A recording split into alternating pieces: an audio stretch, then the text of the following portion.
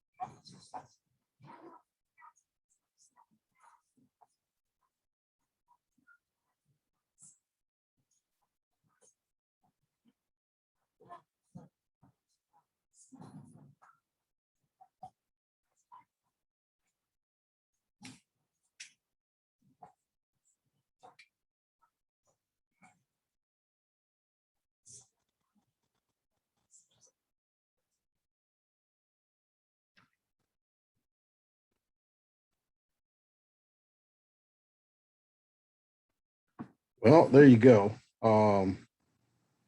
Get back to the slideshow here. As you can see, there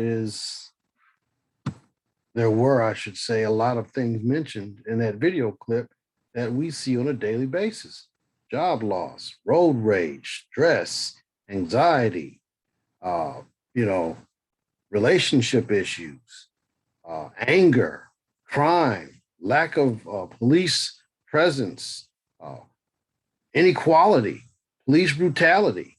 I mean, we can go on and on and on and on, but you get my point. There's a lot going on in America and around the world for that matter that has got us on edge, keeps us on edge. And as the world is basically imploding and falling to pieces, unfortunately, it's taken a lot of Christ followers with it. And so, well, I'm going to talk about that today to some regard, in regards to stress and anxiety. And we're going to, of course, bring that into play when we talk about Miss Martha and her situation in the Gospel of Luke. The current state of anxiety in America, if you don't, I mean, I'm not trying to give you a psychology class or anything like that, but it is good to know some of the generalities out there. Generalized anxiety disorder, or GAD, restlessness, irritability, sleeplessness, fatigue, uh, people who are just basically on edge constantly. And it's not coming, here and there, coming and going. It's pretty much a constant thing. Like I said, when I see people driving down the road and you just can see it in their face, you can see the way they drive. It's aggressive driving. There's something going on. When gas prices are $3 a gallon almost, and people are driving like they have lost their minds from point A to point B, they've got to get there the fastest, and they're driving erratically, punching it. I got a truck, and I hate filling that big old joker up, but I see trucks bigger than mine going down the street. I mean, just hauling. It's like, dude, where do you get the money to pay for the gas for that thing? I don't get it. What are we doing? And like I said, you do something to get in somebody's way, and it is automatically almost a fight, at least a verbal or some kind of facial expression. You're getting something. And so we have this anxiety going on. We have social anxiety disorders or social phobias taking place. The fear of being judged or negatively evaluated and or rejected for our social performance and our social presence. You hear a lot about this at the school age level nowadays, but it's happening to a lot of people. And 40 million Americans every year are diagnosed with some form of anxiety. 1/3 of those diagnoses come from people who are between the ages of 13 and 18. And the most affected age group is 30 to 40 year olds. It's a lot of people. It's a lot of people dealing with a lot of stress and anxiety. So just, like I said, as we go through this, think about some of the things you see and hear. If you haven't paid attention to it for the next couple of days, kind of make it your own unofficial study, if you will, as you go out and about. Just look at the people. Look how they go in the store. Look how people push carts around. Some of the most simple tasks. It almost feels like people have made that into some kind of Mortal Kombat event.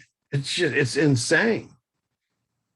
We live in a performance-based culture, and we have taken on a performance-based identity, many of us. We are obsessed with sports, the performance of sports. Look at at the smallest age, it used to be about fun. But now, you got brawls taking place because, and it's not with the kids, it's with the coaches and the parents, spectators.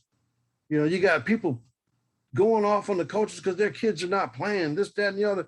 It's Pee Wee League or whatever. And you have all this drama taking place on the fields of athletic events. So, students, performance is so important and so highly valued by some people. They'll lie, cheat, steal, and do whatever they can in order to get their kids into the best universities they believe are the best universities. You've seen it. People have gone to jail for it. You got performance issues with employees. If I'm not as good as I should be in my job, then I'll make somebody look bad.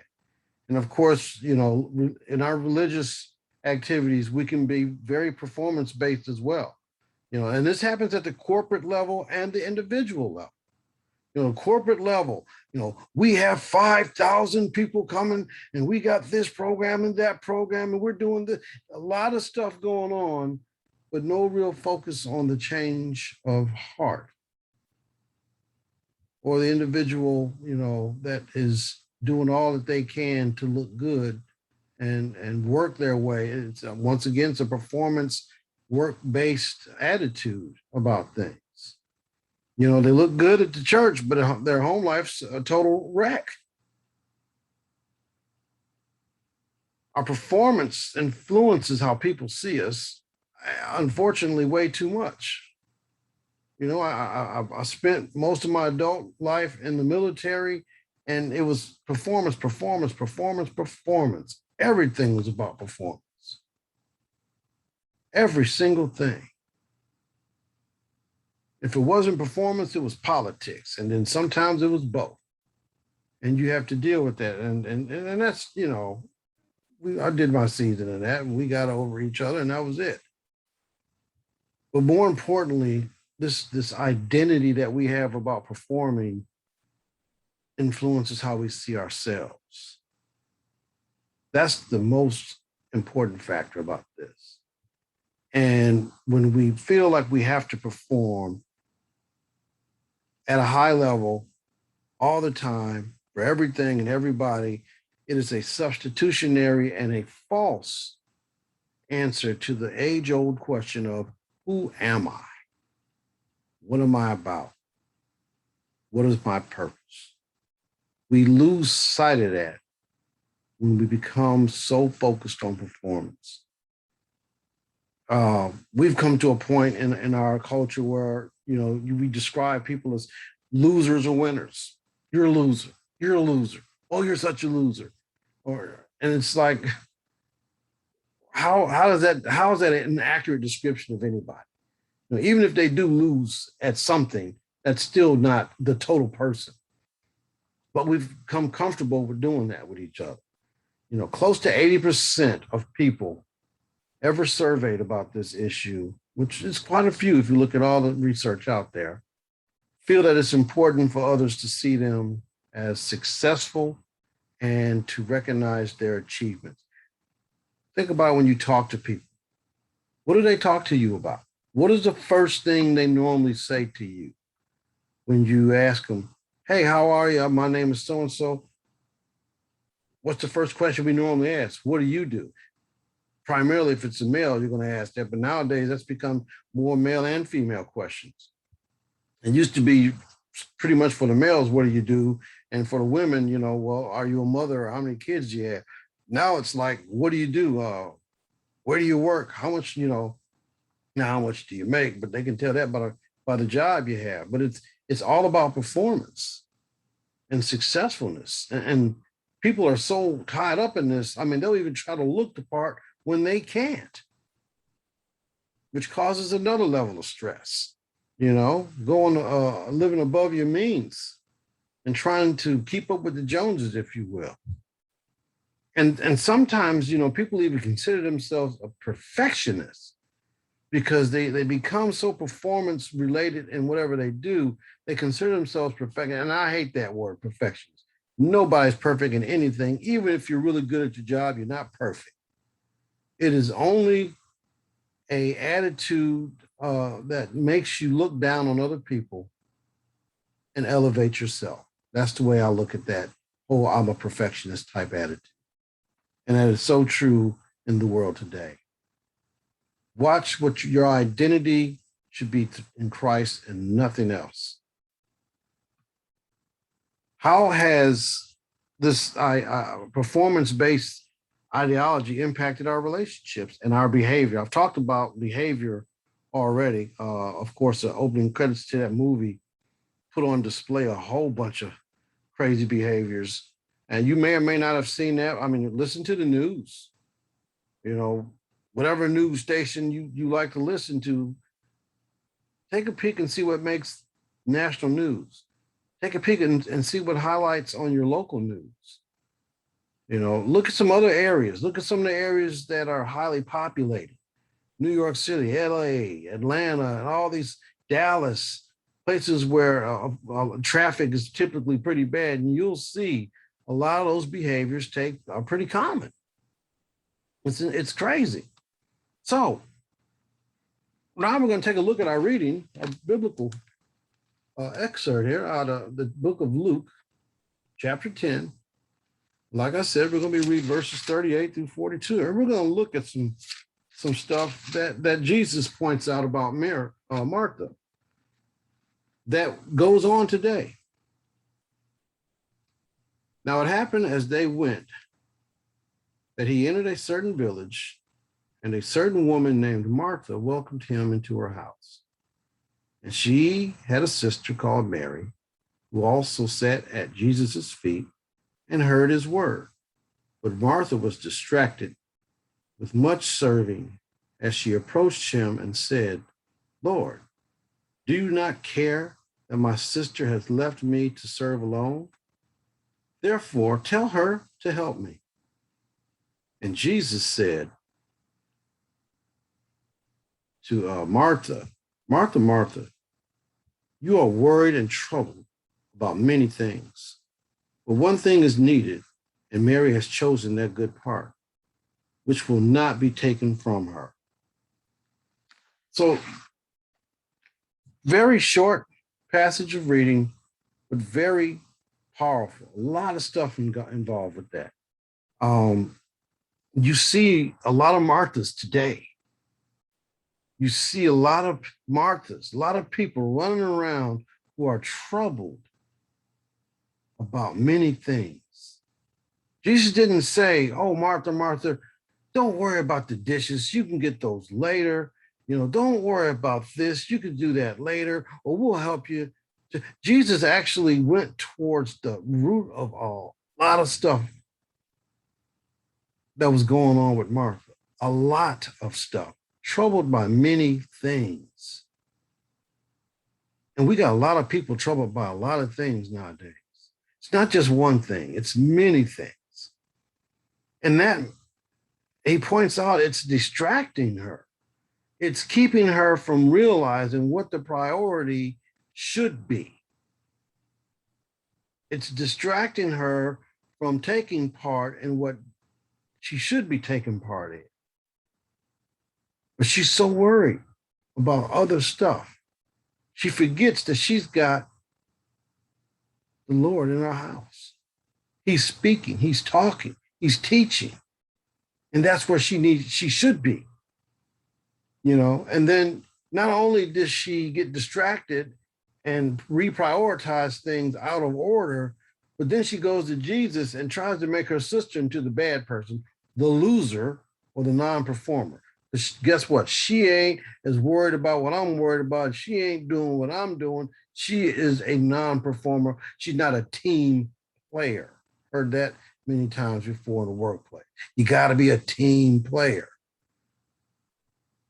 No, Mary has basically done what she's supposed to do. She knows the dishes are going to be there once it's all said and done. Doesn't matter. I'm not going to have this time to sit with him the way I am now. And Jesus tells Martha that. Mary has chosen what's right. You're the one that's worried about a whole bunch of stuff that really doesn't matter right now. And that's what happens when we are so caught up in performance, and we feel like everybody's got to be at our level of performance. Everybody's got to see the things the way we see them. Everybody's got to, if it's a crisis for us, dadgummit, it better be a crisis for you. So she's angry. She's mad with her sister because she is not doing everything that she's doing. And Jesus is like, dude, you slow down. Stop.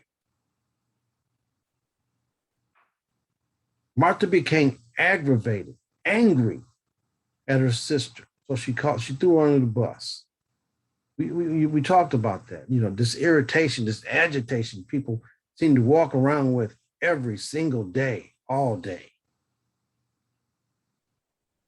He's trying to get her to focus on a relationship with him and not trying to win him over with her performance.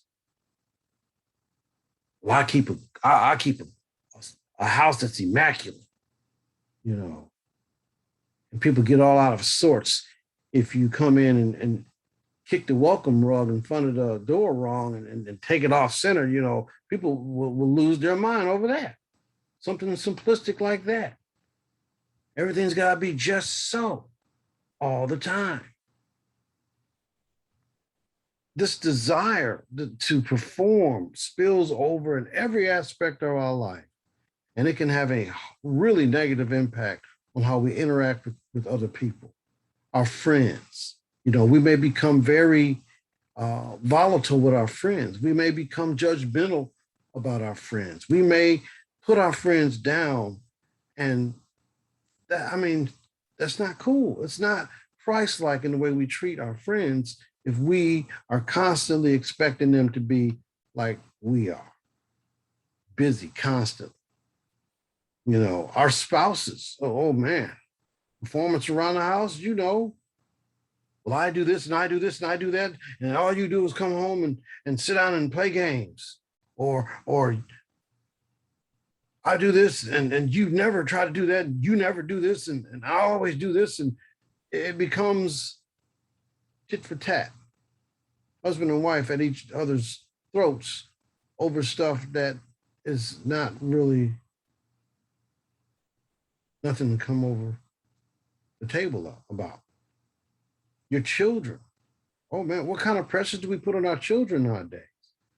When I was your age, so and so, if they can do it, you can do it. And we kind of just sit back and expect so much from our children, and sometimes we miss quite a bit about our children.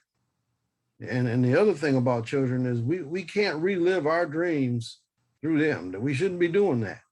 They have their own lives. So don't try to, relive your dreams through them. What you're going to do, let them be who they're going to be. Let them be who God designed them to be. And God did not design them to be just like you. Your spiritual family. Remember I said earlier, this performance-based ideology, theology, if you will, is, I do this in the church and I do this in the church and I do this and I do this and I do that. And you got a lot of taskings and a lot of duties and maybe a few titles here and there. But guess what? You don't cast the image of Christ to death, and you do. People don't like working with you. Every time you are part of a team, you end up doing it all yourself because folks are like, I don't want to work with that clown. You remember, people don't forget. They don't. We become so just crazy about things sometimes. And we treat our spiritual family wrong. We treat our biological family wrong. We treat everybody wrong because we expect them to perform to a certain level, which many times is unrealistic. And all the time, it's not even called for. Watch how you treat folks. Look at yourself and see if it is based on a performance ideology or not. And here's a biblical reality check for you. God really doesn't care about your performance, your level of performance. Yes, we should have a zeal for everything that we do for him, but he doesn't look at our performance and grade us and say, oh, you're because that guy does so much or because that gal does so much, they are so close to my heart based on their performance. In fact, he tells us in his word, I need your obedience before I need anything else. I need your obedience before I need you to do anything else. I need you to allow my Holy Spirit to rule in your heart, to transform you, so that you can have the fruits of the Spirit lived out in you. In other words, he needs our humility. When you're performance-based, you're prideful. When you look at yourself doing things, you're prideful. When you look at God doing it through you, that's humility. When you have humility, then you can embrace your brokenness. And what I mean by that is you realize just how pitiful and broken and sinful you are. Go read Paul's stuff. Go read about the apostle, but he has no problem telling you, I am the chief sinner. I'm horrible. I'm weak in so many ways. And I believe he's the greatest apostle to me because he's the most humble apostle. And so when you embrace your brokenness and you realize I can't do anything on my own. I can't do anything good on my own. In fact, on my best day, my works are like filthy rags because guess what? A lot of the stuff that we do can't be seen. A lot of the things that angers God and upsets God can't even be seen by anybody else because it happens right here. And that's why Jesus on the Sermon on the Mount, he talks about, you've heard such and such, but I tell you, I'm taking it one step further, it's a matter of the heart. Yeah, you may not kill somebody physically, but in your mind, in your heart, you are wishing ill things. And I know the heart. So you can get off your high horse and really recognize just how pitiful we are. Every day I fail constantly. But we don't want to look at that. We don't want to say that. We don't want nobody to know that because guess what? We gotta look the part. If I say I'm a Christian, dadgummit, I need to look this way. I might be miserable on the inside, but guess what? You can't see that. And I'm performing at the highest level possible. When in fact, you're going further and further to the south. He wants us to be transformed into the likeness of his son. And once we are able to be more like his son than our old fleshly selves, then we can cast the image of his son to this dark and messed up world. And everything that we say, everything that we do, and everything that we think. That's what he wants from us, not your performance. He doesn't care how many hours you put in with a certain ministry. He doesn't care about any of that stuff. How much money you give, how many people you've mentored, that does not matter. Get off the performance wheel. Because when you are performance-based, you're like a hamster running on a wheel going absolutely nowhere. You lose your identity. You don't know who you belong to anymore and what your purpose is and who gave up everything to save you. It's a counterfeit mindset is what performance-based ideology gives us. It's a fabricated persona, if you will, something that doesn't even really exist, but we try to make it a reality, and it never will be. It's the kind of toxic belief system that keeps us, like I said earlier, from serving God the best manner we can. It lacks fulfillment. When you're performance based, you're going to always be in a vicious cycle. You're going to perform, fail, get anxiety, frustrated, go back to perform, fail, anxiety, frustrated, and there's never any growth because you keep doing the same thing over and over and over and over. And you have more guilt and disappointment than anything. So that's what I got to say about that. Once again, go out, just look around from here on out. Take a gander at folks. See what you see, and I guarantee you'll see some of the stuff that I talked about tonight on a pretty consistent basis. So until then, we talk again. Keep it real, keep it relative, keep it real relative. All right, ciao. I'm out.